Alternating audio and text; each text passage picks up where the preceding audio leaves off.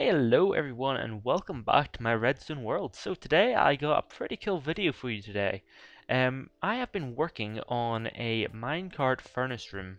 Yeah, and it's 100% effective, foolproof, doesn't feel at all, which I think is really cool. And well, let me first of all show you kind of how it works. It's as you would think. You would put the coal in the coal chest and you would put your mineral in the mineral chest. I use some iron here, it doesn't have to be iron. Then you put the coal in this chest here, and that in that, that in that, and that in that. And you'll probably hear some pistons and stuff going on in the background, which is kind of cool. Okay, so now what happens is that we can send this minecart on its way, and well, in a moment we'll start getting resources in here. So let's go down and have a look at the redstone, shall we? Okay. Actually, the cart's just coming up, so let's have a look. Yep, as you can see, so far, what resources have been made, have been sent to there. Okay, so let's have a look at how this works. And actually, I'm just going to stop this just while I can. That just simply stops the cart from going around. I'll get to that later. Okay, so let's have a look at how this works. Excuse me if I'm being a bit vague about this, but hopefully you'll understand what I'm saying.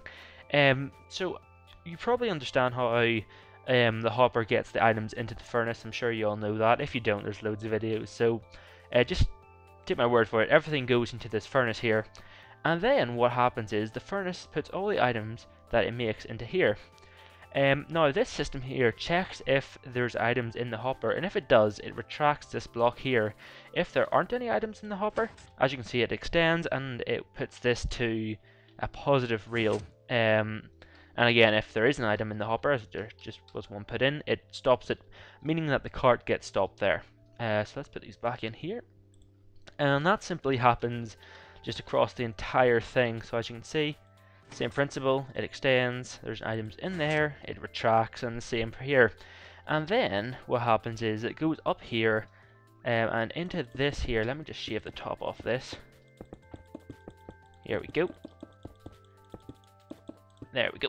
Okay, now what happens is that the cart comes here and it lands on the hopper here, which activates this, which turns off this. If we go back here, you'll see this a bit more detail. What happens is it turns on this block here, which sends a signal up and turns off that. This here is just simply a T flip-flop that stops it from moving. For example, if I go here, you'll see that that stops it, and the button that I press beside the chest is just behind that block. So if this wasn't off, that wouldn't be on, and this line would just kind of whoop, whoop, whoop, whoop, and this line would kind of just be pointless. And the reason I have these here is just because sometimes it goes too fast and simply just misses the hopper. It may dispense like one item in, but it would generally just skip it. So I put those in there, and that stops it a little early. Or not stops it, I mean it turns this off a little early so that the second it hits it, it stops and it loses all momentum. And then the reason why I have this drop here is just simply because if you go straight downhill, it's going too fast, and again it kind of skips this line out, so that is important. And that's kind of the main system done for this. If we head over to here, I've got this other really cool system. Because one problem I did realize about this is that you can't actually see the dispensers at all, or not the dispenser, I mean the furnaces at all, so you've no idea what your coal's like. So that's where these lights up here come in. These pretty much tell you how much coal is in the system, and if it's too low, it tells you put more in. And simply how that works is if there's no coal in here, let me just take these out for example. If there's nothing in here, see that the lights are off, and it pretty much tells you get some coal in there, and as you can see it will hop on in just a second, or it should. Yep, there we go, see it's on now. Just takes a second to load up because there needs to be at least 14 items in there, and that's kind of a failsafe because obviously there is a slight issue where if there's actual, like these items up here are in there but the coal runs out, it will say that it's fine even though it's not fine, so that extra 14 is just a bit of a failsafe, and how it tells if there's 14 is because if there's over 14 items, or if there's under 14 items, sorry, this will only turn into a 1 signal instead of a 2 signal. And well, that's pretty much it. Pretty much the only other thing that I did was just kind of put a little layer to this, a little roof around it, which allowed it to be viewed from inside here to allow you to turn the card off. And the only reason why I turn the card off is just because it causes a little bit of lag, and also it creates a bit of a sound as it goes through, as you can hear.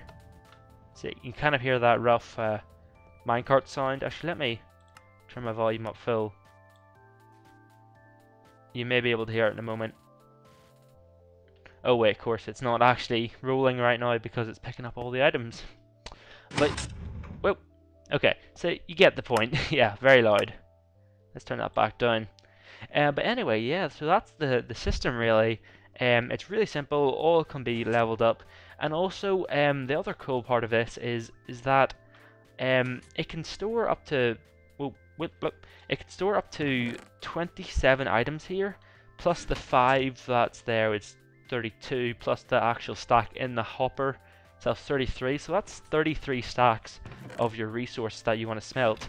And also multiply that by how many of these you have. So in this case it would be 99 resources I could smelt without even refilling or anything, because obviously you would have the coal in there as well. Also it's not tileable, that's not the word I'm looking for, but it can be linked up, so you can pretty much have these in a row. I think it is tileable, but I'm not sure. I think tileable means that it's like side by side, whereas this is there's a little bit of gap between them. But you get the point. You know, you can literally extend this on forever, which is kind of cool. So yeah, that's all there really is to this. So thanks for watching, and see you later, and subscribe.